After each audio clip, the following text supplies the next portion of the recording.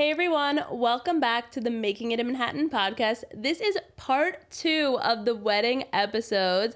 I'm so excited to be sharing this journey with you guys, from the engagement to the bridal shower to the bachelorette, and now we are diving in to the wedding and designing my custom wedding dress with Christian Siriano and just all the details of the big day. So let's do it.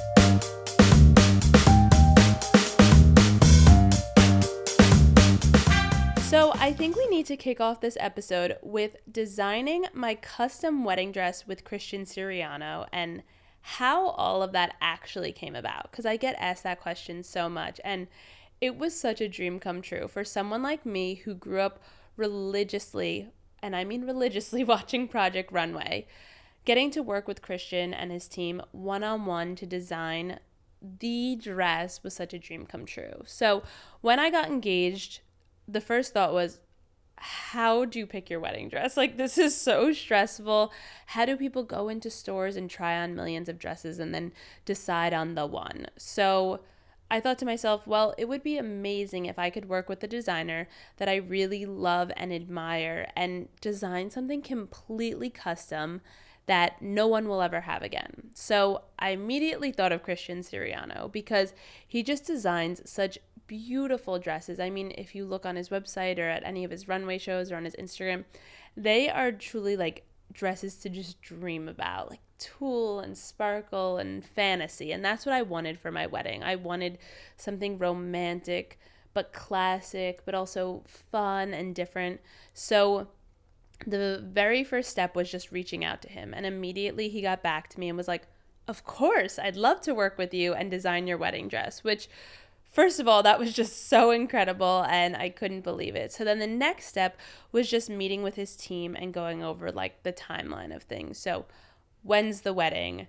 How soon do we need the dress done? What are we looking at timeline wise? Then the next meeting, I came in and met with him specifically, and his team was also there. And that was so much fun, this meeting, because it was our sketch and design meeting.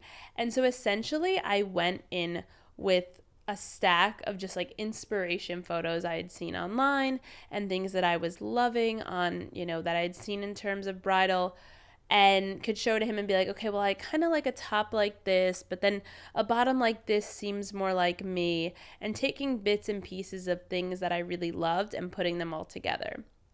And it was at that meeting that two big parts of my dress really came to life. So the first one was us talking about my love of color. And obviously I ended up wearing a white wedding dress. But Christian had this idea that in the skirt of my dress, we could just put a few layers of light pink tulle so that when I moved and that in certain lights, you could just see a hint and a flash of light pink so that it still had my love of color and my little nod of color. So if you look in some of my wedding videos I posted and in pictures on my Instagram, you can really see that hint of pink in certain angles, and it's so beautiful. Okay, so the second really big thing that we discussed at that meeting was that my dress could have a removable skirt. That was something that I had never thought about, but when I met with Christian and his team, we just started brainstorming and talking about different things, and one of the ideas was, a second look, or how do we, should we do a second look? And Christian was like, what if we just do a removable skirt on your dress? And I was like, that's a possibility?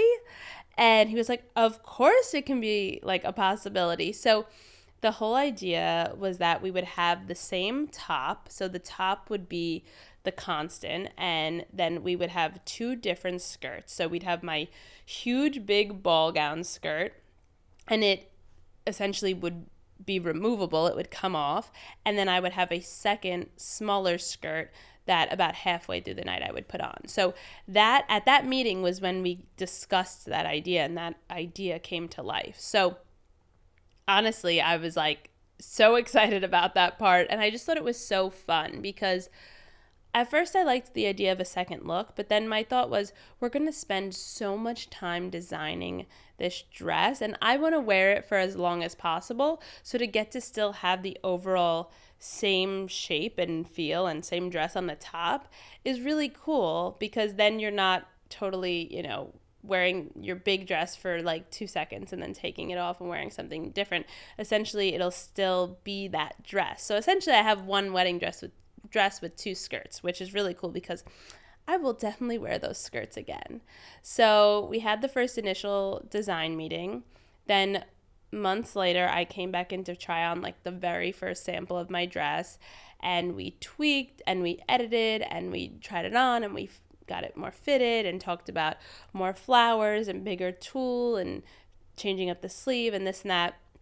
And then at my next meeting, and again, this was over this course of like a year, so I'm just like abbreviating it. But then at my next meeting, I came in and then the dress was a little bit more finalized and definitely looked a little bit more like what ended up being my final wedding dress. And then, yeah, I had like different fittings throughout the year where I'd go on, try on the dress, especially with the first skirt, because since it was so big, it had to be fitted absolutely perfectly because it was heavy. So if it wasn't fitted exactly right on my waist, if it was a little bit too big, you would see it sagging and you essentially would know that it was a skirt and not, one whole dress, because that was the whole exciting part, was the reveal of the second look. So we'll get into that reveal when I get down to the wedding part. So essentially, to wrap things up, the week of my wedding, I went in for a big fitting with my mom and my dad and my sisters and my bridesmaids and friends, and that was like my final dress fitting with Christian, and we popped champagne and we took tons of photos, and that was like the last time I got to try my dress on before the big day. And it was just so fun and so special. And to get to work with someone that I admire so much was just such a dream come true. So then you're probably wondering, okay, so now you tried on the dress. It's perfect. How did you transport it? Because that dress, my dress was big. Like if you look at photos, the skirt was huge. So it's actually so interesting. Obviously, Christian and his team do this for a living. They make gowns. So once it was finalized and everything was perfect, they were like, okay, come back in 30 minutes and we'll have it all packed up. When I came back, it was in a garment bag, and it was like vacuum sealed, airtight, shut, like perfect. I mean, it was still big. I have photos of me. I need to pull up one of them and I'll put it like on the cover or something of the episode, but me standing next to just the garment bag, like it could stand on the ground and just like by itself, like it was standing up.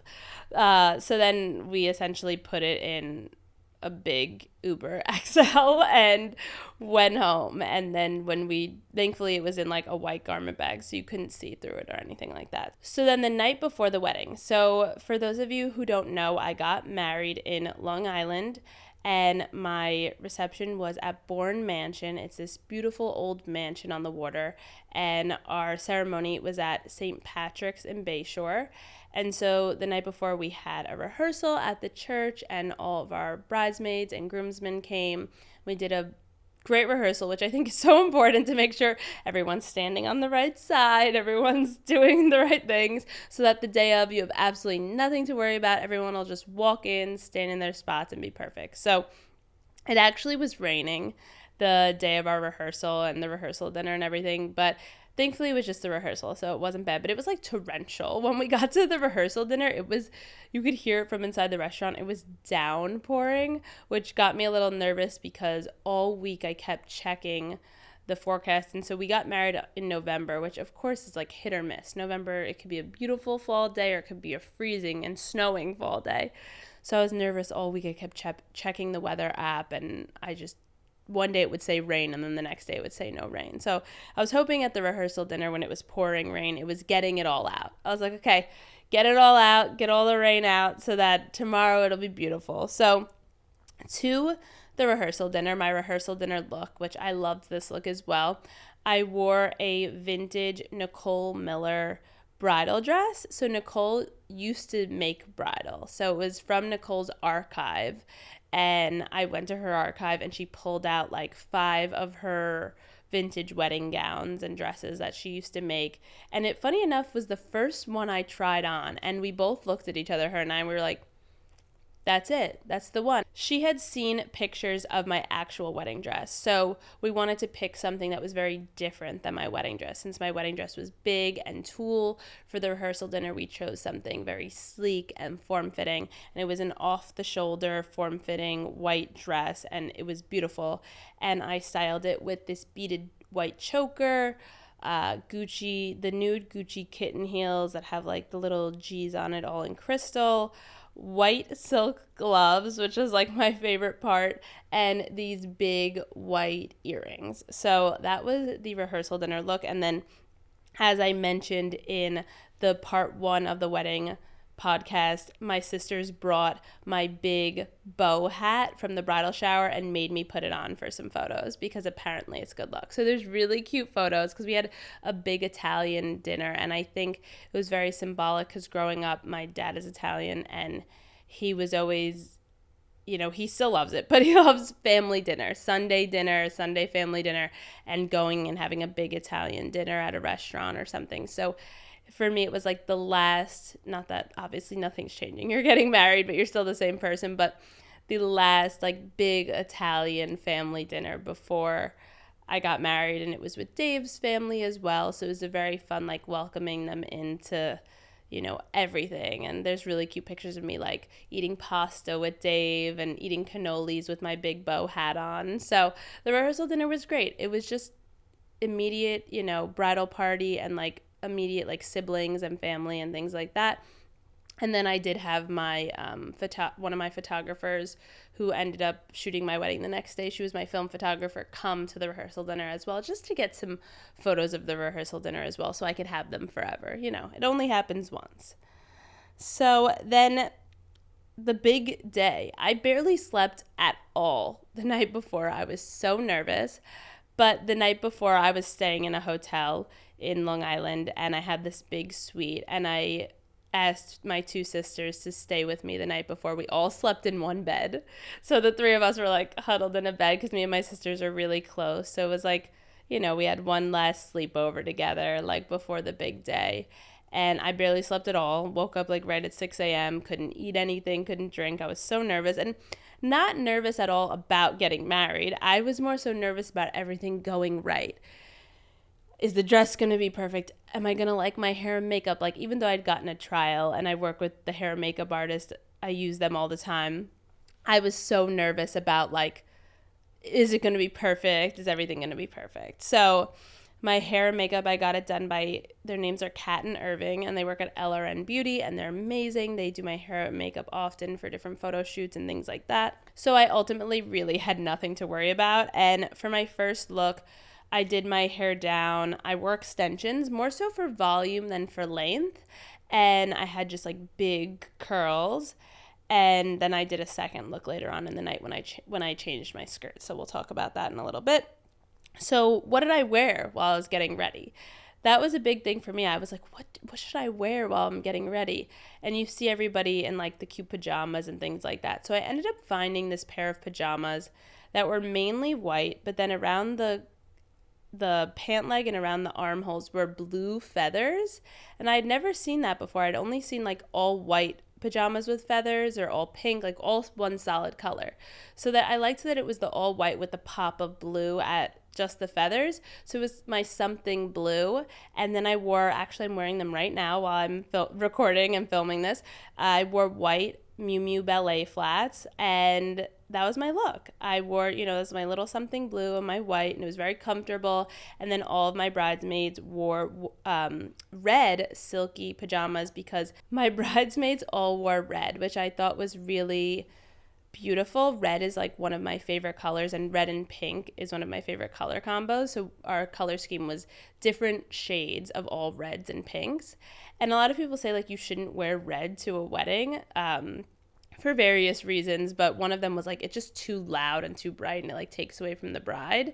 And for me, I instead put everybody in red around me, and I was in white. Because I was like, I want everyone to stand out. I want everyone to pop. I want everyone to look and feel their absolute best.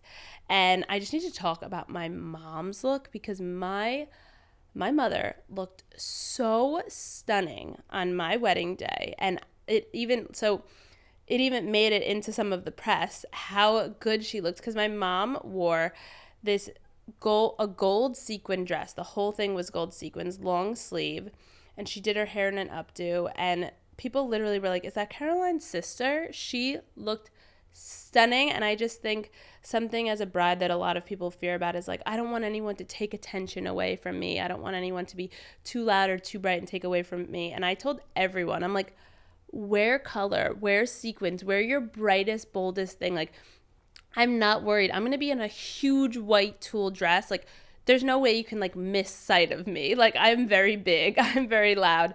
So I wanted everyone to wear their brightest, boldest thing. And I think that really, it shined through with my mom, because she looked so confident and she felt so confident, and she also looked so beautiful. So I think when you let people wear what they love or something they feel good in, it really just shines through at the end of the day. So, then I'm all ready and it's time to head to the church. My dad and I together get into this vintage Cadillac and we start heading to the church. And this was the only hiccup of the entire day. So nothing bad happened the whole day, or nothing went wrong the whole day, except my driver got lost on the way to the church. And it was so wild because we had hired this company because he was like, I've been to this venue a million times, and he had, I guess, but I don't know what happened the day of. And since it was an old car, there was no GPS in the car, and he had, I'm not even kidding, a flip phone. And I didn't have my phone because it's my wedding, because like I'm not going to hold my phone. Like, I was trying to be disconnected and everything. Thank God my dad had his phone. So my dad so for about like 10 minutes, my dad and I are looking at each other and we're like, we don't think this is the right direction. But neither of us are from that area. We're not from Long Island. So we're like, we don't want to speak up in case maybe he knows a route we don't know. So my dad plugs it into his phone, and lo and behold, we were going the complete wrong direction. And like at one point, like a cop even came up. He's like, do you need help? Where are you guys going? I was like, we're never going to make it. But we ended up making it, and I was only about like 10 minutes late to the church, which really, because I said to Dave later on, I was like, did you realize I was late? And he's like, no, like usually like sometimes like the girls take a little bit more time to get there. Even so, our wedding was supposed to start at 1. I don't think I ended up walking down the aisle till like 1:15 or something like that. And he was like, I was just like, the girls are always later. They're getting hair and makeup done. So thankfully, I guess no one really noticed. But I definitely in the moment was like, I'm never going to make it. Like, I'm lost. I couldn't believe it. But honestly, looking back, if that was the worst thing that happened, I really have no complaints, because that was the worst thing that happened. And it wasn't even that bad. Like, in the moment, I was nervous since I didn't have my phone. I couldn't navigate or tell them where to go. But it all ended up working out in the end, and we did make it, and everything was fine. Okay, so then I get to the church. I'm about 15 minutes late, and when I got there, since I was a little bit late, I essentially like walked in, and like 2 seconds later, they were like, okay, time to walk down the aisle, and I was like so stressed. But thankfully, my hair and makeup people I hired them, which I thought this was a great idea. My sister is now doing it for her wedding. I hired them to actually stay the entire day, because I felt like it was nice for touch-ups, or halfway through the day, you're dancing, you're moving around, you're kissing, you're hugging people, just to give you little touch-ups during the day. So I had my hair and makeup people with me right before I walked down the aisle, and I looked right at them and I was like, do I look okay? They were like, that was the only time you looked so scared. You were like ready to go. And I will never forget like that moment, like the door was closed, your stomach feels just like in a knot, and Dave and I didn't do a first look, nothing. So like seeing him for the first time, like in the church, that was the first time I had seen him that day. So, seeing his face and everything was just so special. And I can remember people's faces, like when the door opened, and my dress, like obviously it's like such a moment, just like, and shoving me into the car. That was another thing. It was so funny. I was like a cream puff, just like being shoved right in. But I think being present and being in that moment of your wedding day, the only thing I can really tell you in terms of advice is soak it in. It goes so fast. I blinked and the church was over, and then we're on our way to go do our pictures at the venue, and it goes so fast. So be present. Me and Dave made it a point to, during the day, keep turning to each other and looking at each other and just like squeezing each other's hands and being like, this is real, like this is happening, like we're at our wedding day, like this is actually happening. So after the church, we do an exit. I wanted to talk about our church exit because that was one of my favorite parts and favorite pictures of the whole day. So the church was over, and our, wedding planner and our team and my assistant Julia, they ushered everybody outside, and we had bought just from Amazon, because we weren't at the church allowed to do rose petals or anything that had to be cleaned up, which makes complete sense. So we found these streamers that were on sticks, and they were essentially just like white ribbons on sticks. And some were white, some were off-white, some were lace, like velvet. They were all like around like the whitish color. So I had seen this photo online and I loved it. And that was the photo I wanted. When you tell your photographer, you're like, this is the image, this was the image. Us walking out of the church and like all of the streamers in the background, like that was the photo I wanted more than anything. And we got the photo. It was great. And we got the moment too, because halfway down our photographer was like, dip her and kiss, dip her and kiss.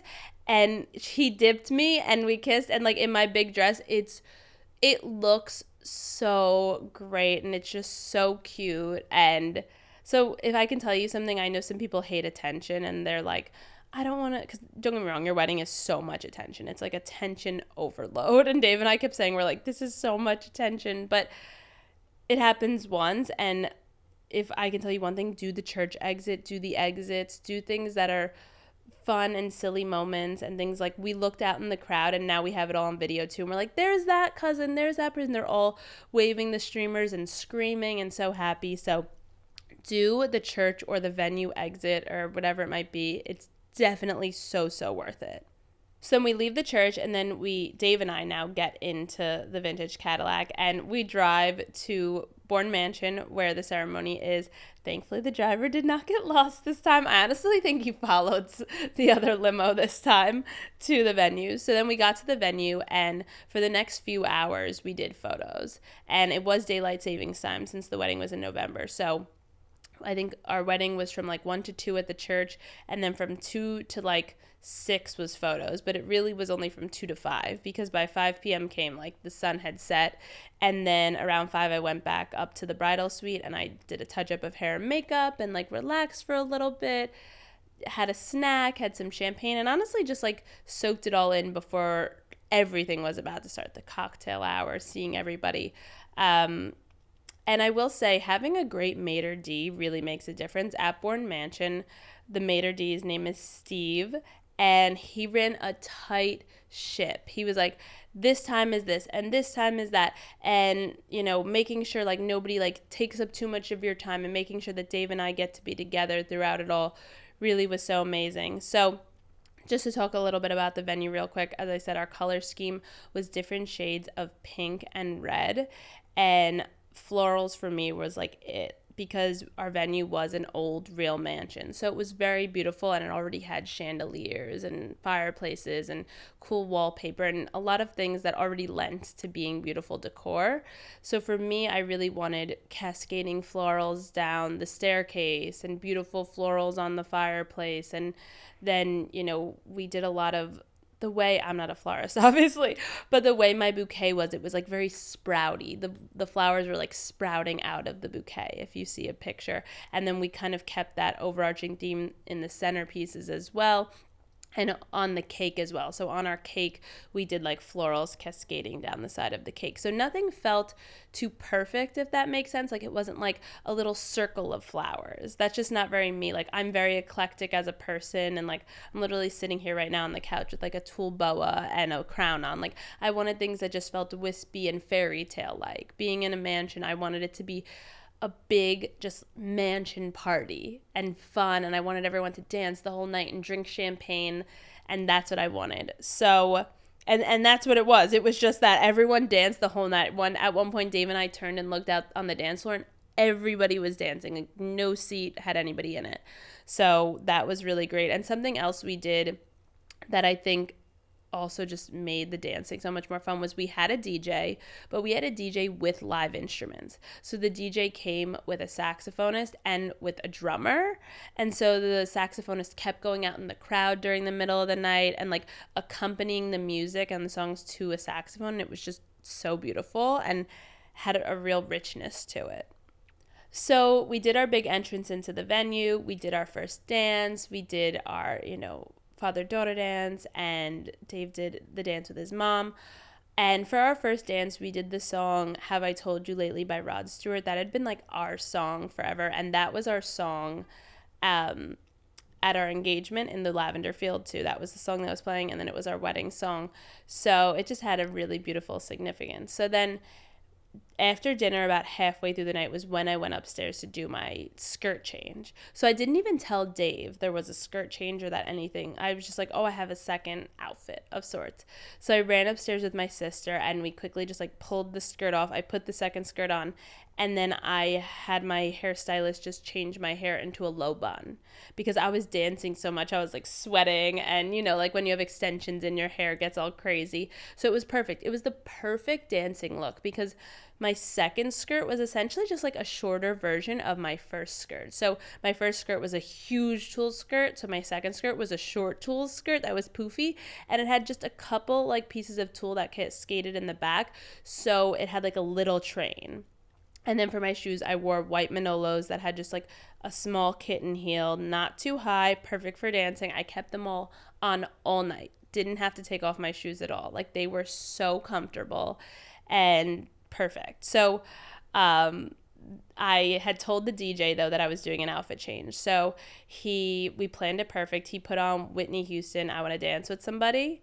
And we planned it so that it was, I'm not going to sing because I'm not a singer and I have a terrible voice and you don't want to hear me sing. But it was like when the night falls, my lonely heart calls. And then it like goes into the chorus of like, I want to dance with somebody. It would be better if Whitney was singing, obviously not me. But so as that beat dropped and as the chorus started, he like flashed a light over to the door and I like ran out in my second outfit and did a twirl, and everyone started going crazy and jumping around because at first some people thought I had cut my dress because it didn't look messy or anything like that, but it was exactly a shorter version of my skirt and it was the same top. So at first somebody was like, oh my God, did you cut your dress? And I was like, no, would never cut that dress. I'm like, I have a second skirt look. And I would show people that like it was a removable skirt. So it was the coolest thing ever. And I don't know why more designers don't do removable skirts. It's literally the best thing ever, and it's 2 dresses for the price of 1. So we always love that. So just like some of my favorite moments or standout moments from the night, obviously the outfit change was iconic. I feel like me speaking out the Whitney Houston song didn't do it justice, but it was epic in my mind and it was great. The live music with the DJ was great, and we also had a live pianist during cocktail hour, which was so beautiful. We had a live painter who live painted our first dance, which I just thought was beautiful. And now we have that painting and we'll have it forever, which is just so special. And then the food was so good. I barely ate, but like everything I had was delicious. And people were coming up to me telling me they ate so much because we did the cocktail hour, we did the dinner, and then we did an extra hour after party at the mansion, and it was with a midnight buffet of like hot dogs, hamburgers, mini grilled cheeses with tomato soup sliders, like all perfect like munchy food, you know what I mean, like at the end of the night. And then the last and final like amazing moment was Dave and I actually left the venue in a vintage Cadillac, a different Cadillac that brought us to the church. It was a Cadillac convertible that is actually Dave and it's our car, and it's white with red interior. And we had the top down, and then they took and repurposed some of the florals from the night and put them all over the back of the car.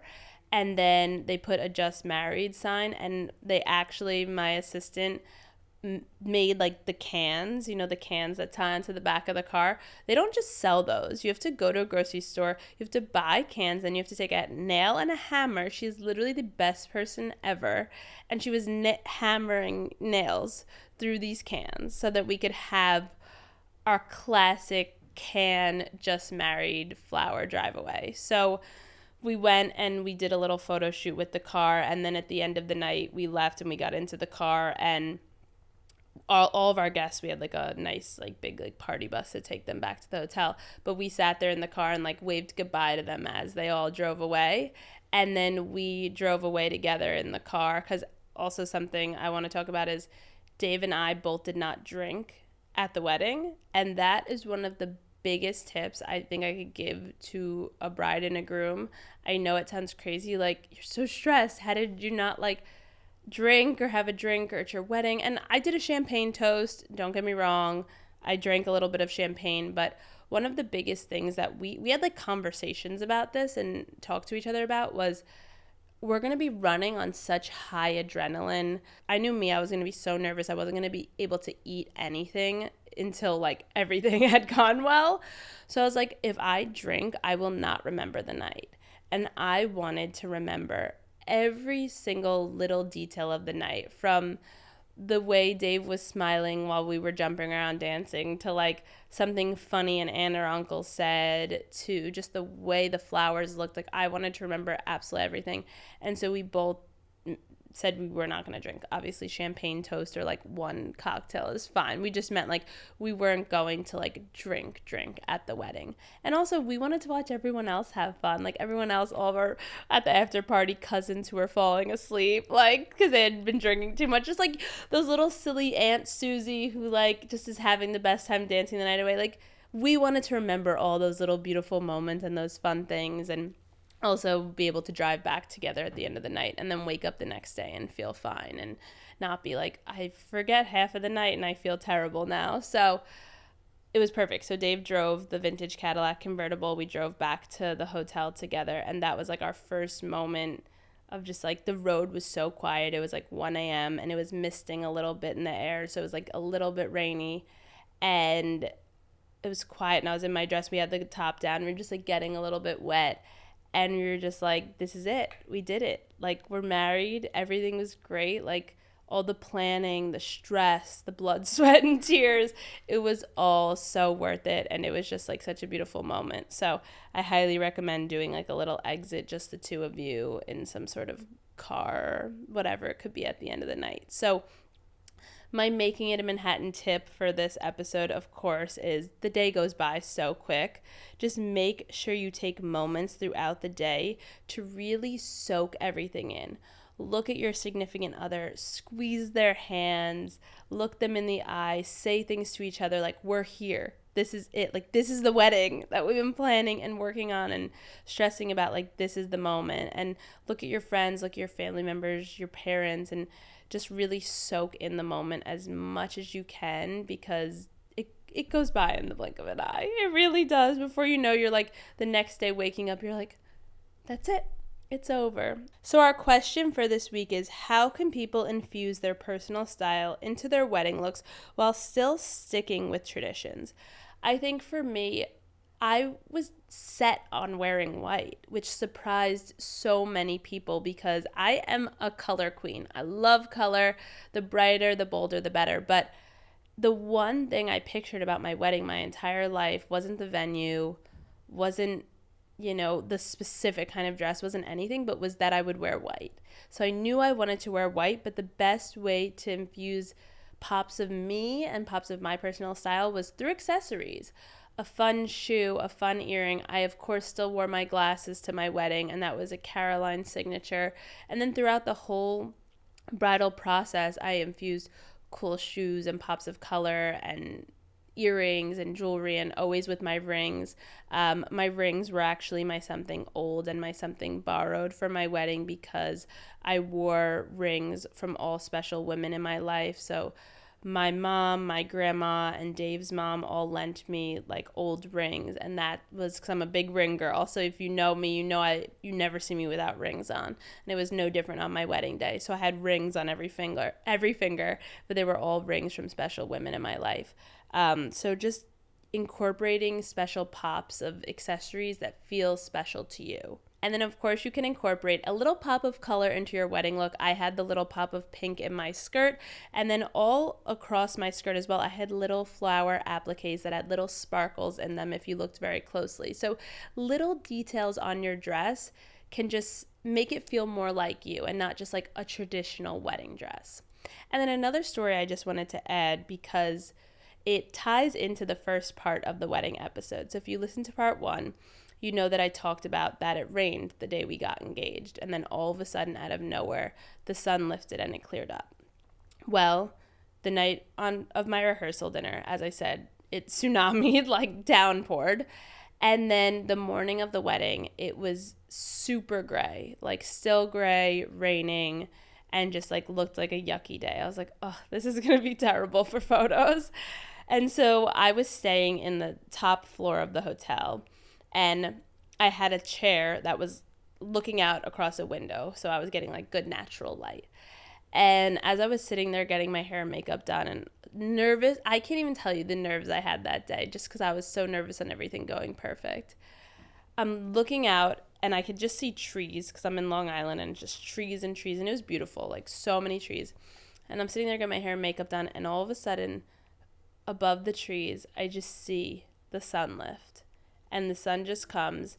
And then the day of my wedding, it was November 12th, 70 degrees and sunny.